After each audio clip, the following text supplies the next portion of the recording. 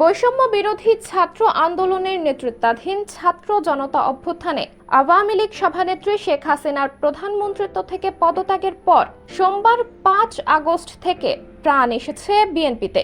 এ যেন এক নতুন বিএনপি। সেদিন রাতেই রাষ্ট্রপতি ঘোষণা করেন বিএনপির চেয়ারপারসন খালেদা জিয়াকে মুক্তি দেওয়া হবে। মঙ্গলবার ৬ আগস্ট বিকালে খালেদা জিয়ার মুক্তির প্রজ্ঞাপনের খবর আসে। সন্ধ্যায় বিএনপি জানায় বুধবার সমাবেশ হবে নয়াপল্টনে। বক্তব্য রাখবেন দলের ভারপ্রাপ্ত চেয়ারম্যান তারেক রহমান। কেন্দ্রীয় কার্যালয়ের সামনে অনুষ্ঠিত হবে এই সমাবেশে সভাপতিত্ব করেছেন দলের মহাসচিব মির্জা ফখরুল ইসলাম আলমগীর। বুধবার দুপুর ২টা ৪০ মিনিটে মির্জা ফখরুলের গাড়ি কাকরাইল মোড়ে, সমাবেশ মঞ্চ থেকে খানিক দূরে। মোড়ে ততক্ষণে উল্লাসিত অংশগ্রহণকারীরা। মির্জা ফখরুলের গাড়িটিকে দ্রুত সমাবেশ স্থলের কাছাকাছি নিতে খানিক হইচই, স্লোগান। কিছু অনুসারী মহাসচিবের ব্যক্তিগত গাড়িটিকে রং সাইডে নেওয়ার চেষ্টা করেন। অতি উৎসাহী কেউ কেউ আবার নিজেদের বাইকের হর্ন বাজাচ্ছিলেন।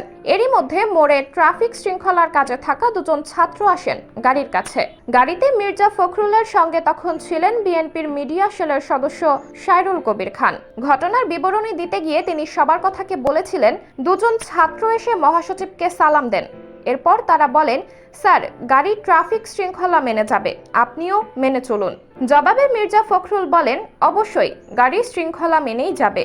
যদিও তীব্র যানজটের কারণে পরে রাজমণি সিনেমা হলের সামনে থেকে সহযাত্রীদের নিয়ে পায়ে হেঁটেই নয়াপল্টনের মঞ্চে পৌঁছান বিএনপি মহাসচিব। সমাবেশে মির্জা ফখরুল বলেন, ফ্যাসিবাদের বিরুদ্ধে ছাত্র জনতা যখন আন্দোলন করেছিলেন, আমরা তাদের সমর্থন জানিয়েছিলাম।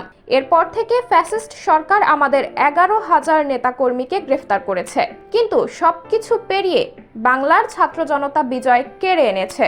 এই বিজয় ছাত্র জনতা ও নেতাকর্মীদের। সাবরিনা জলিল, সবার কথা।